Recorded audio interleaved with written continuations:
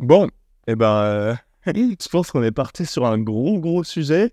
Un sujet qui sent bon les dislikes et les insultes en commentaire. Posez-vous, prenez un café, on a une grosse question à laquelle on doit apporter quelques réponses. Non, bon alors, plus sérieusement, vous savez qu'il existe, c'est quand même assez connu, un espèce de grand clivage entre cinéphiles et grand public. À peu près tous les 2 jours, sur Twitter, on a un débat sur les cinéphiles et sur leur prétendue arrogance. Et du coup, on lit à peu près tout et n'importe quoi, et ça de la part des 2 camps. Du camp de certains cinéphiles qui peuvent parfois être très hautains et qui ont un peu des critères très bizarres pour se prétendre cinéphiles.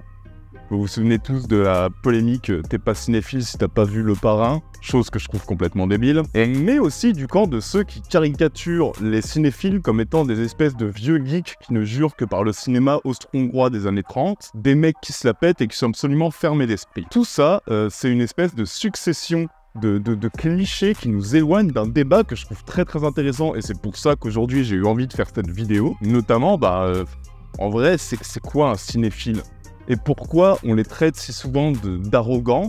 Et qu'est-ce que cette vision dit de notre rapport à l'art, de notre rapport au divertissement? Est-ce que l'art peut être un divertissement? Est-ce qu'on peut allier les deux? Est-ce que cette distinction vaut le coup d'exister même? Bref, alors tout d'abord, on va donner une petite définition de ce qu'est la cinéphilie.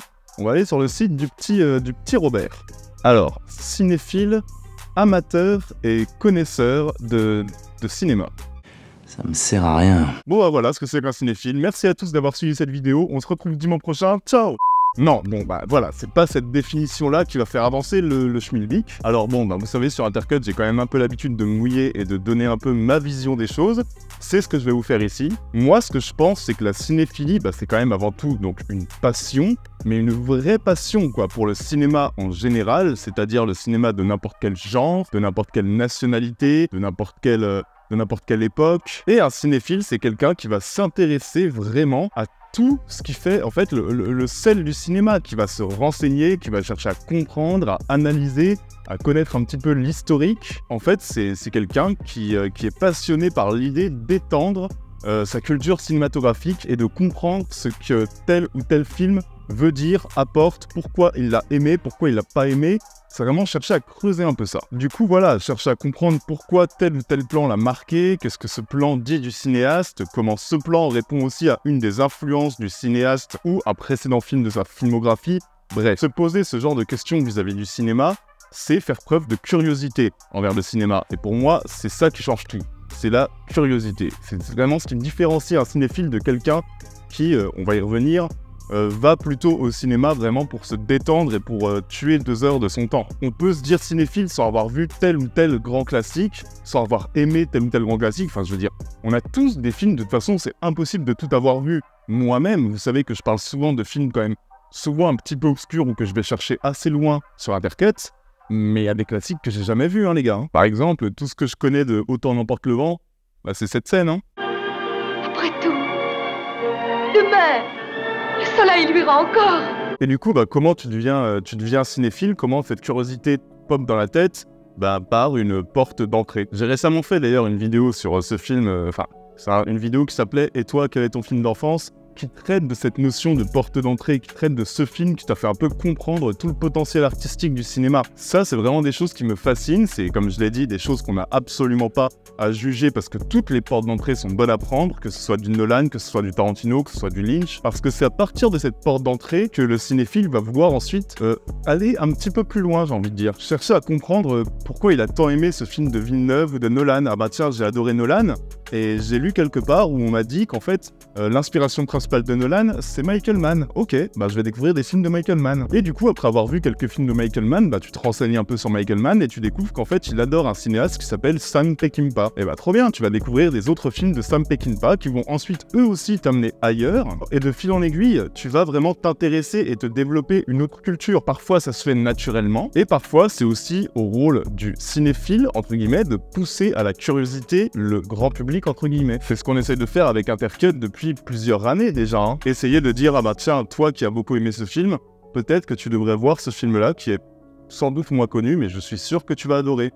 Pousser un peu à la curiosité sans mépriser les autres, c'est la seule manière, en fait, d'ouvrir à à la culture et d'échanger. Je voulais prendre 2 minutes comme ça pour définir un petit peu ce qu'était un cinéphile pour moi avant de m'attarder à la question de pourquoi tout le monde dit qu'on est arrogant, hautain et stupide. Parce que c'est important aussi de mettre une définition claire sur les choses. Parce qu'en vrai, si être cinéphile c'est juste aimer le cinéma, dans ce cas-là toute la population est cinéphile. Je connais personne qui se dit « Ah bah tiens, le cinéma je déteste ça, c'est nul ». Tout le monde aime aller au cinéma, que ce soit pour se vider la tête ou que ce soit pour se cultiver. Je pense juste qu'il y a une distinction à faire entre le consommateur de cinéma et l'amoureux et le curieux de cinéma. Et je pense qu'avec un petit peu de dialogue, tout le monde peut avoir envie d'avoir cette curiosité en fait. C'est ce que, en fait, j'avais donné une conférence là-dessus à l'occasion du Festival de Mons avec Philippe Reinhardt qui avait une phrase très juste qui disait en fait être critique cinéma et être cinéphile, c'est être un passeur de culture. Je suis complètement d'accord avec cette définition. Et pourtant, c'était assez intéressant parce que lui, c'est quelqu'un qui n'a pas du tout cette connaissance du milieu internet, qui a probablement, enfin, je veux pas être trop odieux, mais je pense qu'il doit avoir au moins 30 ans de plus que moi. 30 ans, allez, 25 ans, allez, 20 ans. Mais bref, voilà, c'est quelqu'un qui avait eu cette phrase et je trouve qu'encore aujourd'hui, elle est totalement d'actualité. C'est notre rôle, aux cinéphiles, entre guillemets, de pousser à échanger les cultures. Vous me parlez travelling et gros plans.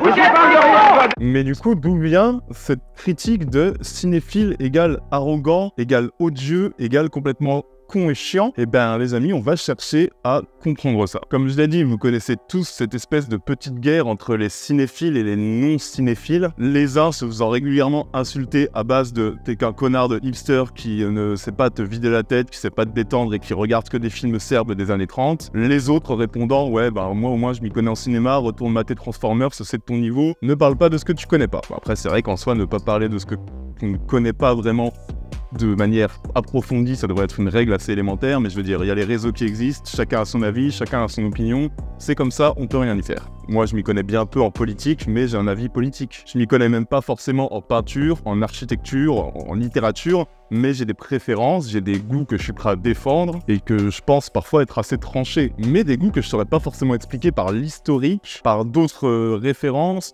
par la compréhension totale de ce que Beethoven ou Gaudí ont voulu dire. Et à partir de là, est-ce que ce serait pas normal qu'il y ait une petite hiérarchisation des avis? Je pose la question. Parce que c'est-à-dire que le mec qui a étudié Gaudí, qui a étudié les maîtres de Gaudí, qui a étudié ses références, son rapport à ses contemporains, qui a analysé le placement de chaque mosaïque, la construction de chaque production de Gaudí, est-ce que ce serait pas normal que son avis compte finalement bien plus que le mien qui s'arrête à « Waouh, la Sagrada Familia, c'est fou comme l'intérieur est coloré et lumineux quand même ». Je pense que si.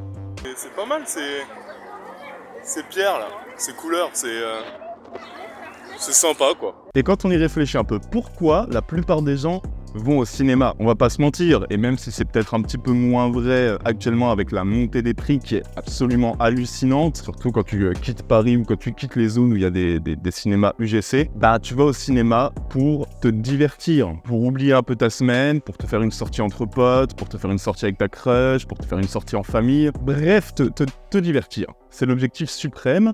Et c'est l'objectif même de 99% de la production cinématographique qui arrive dans, déjà, quand tu quittes Paris et Lyon, c'est généralement des multiplex qui proposent que de la VF. Et quand tu regardes les programmations, pardon, mais il n'y a que des blockbusters américains qui n'ont pas pour objectif de t'amener à un état de conscience supérieur. C'est principalement du divertissement. Et c'est complètement OK. Franchement, bien sûr.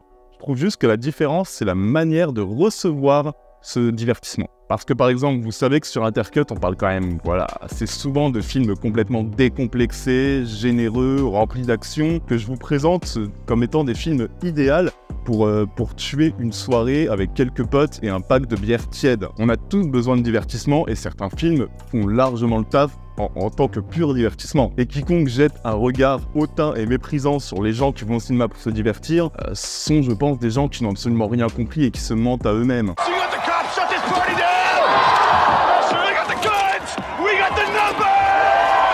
Le truc, c'est qu'à mon sens, ça n'empêche pas de poser sur ces films, qui sont des purs divertissements, le même regard analytique qu'on poserait sur un John Wayne, ou sur un David Lynch, ou sur un Charlie Chaplin, ou peu importe en fait. D'analyser pourquoi ce divertissement fonctionne ou ne fonctionne pas, d'analyser pourquoi il existe, comment il est fait, chercher à comprendre pourquoi le film me divertit à ce point, comment il gère son rythme, pourquoi certaines scènes censé être ultra cool et ultra stylé fonctionne en fait moins sur toi que certains dialogues en huis clos que tu trouves bien plus divertissants. Mais bref, voilà, tout ça pour dire que opposer art et divertissement, alors à mon sens, je trouve ça très réducteur et ouais, je suis pas trop pro. Mais du coup, revenons au débat. Pourquoi on dit que les cinéphiles sont arrogants?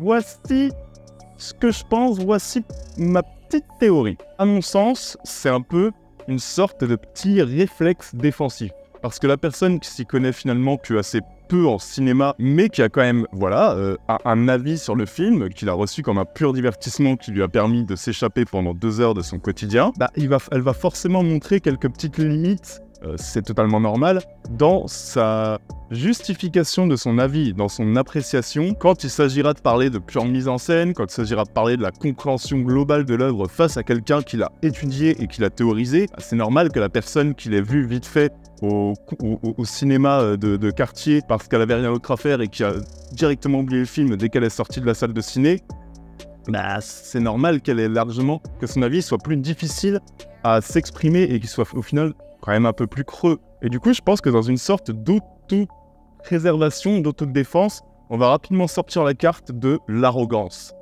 On va rapidement sortir la carte du chacun ses goûts, et si t'es pas d'accord avec moi, même si ton avis est bien plus détaillé et bien plus détaillé, tu ne respectes pas mes goûts, tu es donc hautain, odieux et débile. Et le problème, c'est que cette petite carte, cette autodéfense qui est totalement naturelle, bah, elle tue déjà toute possibilité de débat, clairement. Et en plus, elle décrédibilise la personne en face, qui ne peut plus parler du film, qui doit juste prouver que, bah non, il n'est pas arrogant et hautain, il a juste un peu plus étudié la question que toi. Je suis battu. Et là, on en revient un peu à l'expert de Gaudi qui n'a pas forcément à souffrir de mon analyse complètement éclatée de la Sagrada Familia et du Parc Güell. Faut juste admettre ses limites et plutôt écouter la personne en face plutôt que de le discréditer. Je pense que beaucoup de l'appellation directe arrogance qu'on attribue aux cinéphiles vient de ce petit réflexe d'autopréservation, du fait que la personne en face se mette vite sur la défensive, parce qu'effectivement le cinéma c'est quelque chose d'universel, on va tous au cinéma, on a tous un avis sur le cinéma, et c'est jamais plaisant de constater qu'on a plus de limites que son interlocuteur sur un sujet aussi universel et accessible que le cinéma, qui est quand même sans doute l'art avec la musique qui est le plus consommé, entre guillemets. Et les torts sont partagés, hein. Attention, alors ça c'est ma petite analyse, mais oui, effectivement, certains cinéphiles sont hautains, sont odieux et très froids dans cette espèce de rapport au grand public, alors que leur rôle, comme je l'ai dit, ce serait d'être plutôt des passeurs de culture, d'essayer d'échanger avec l'autre pour, sans le braquer,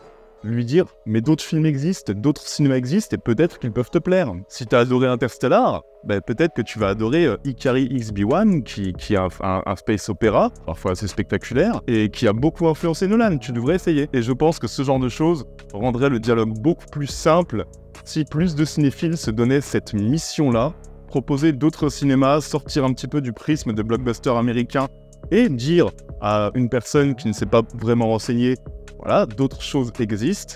C'est ce qu'on essaie de faire avec Intercut depuis bien longtemps. Et je pense que c'est ce qui fonctionne le mieux.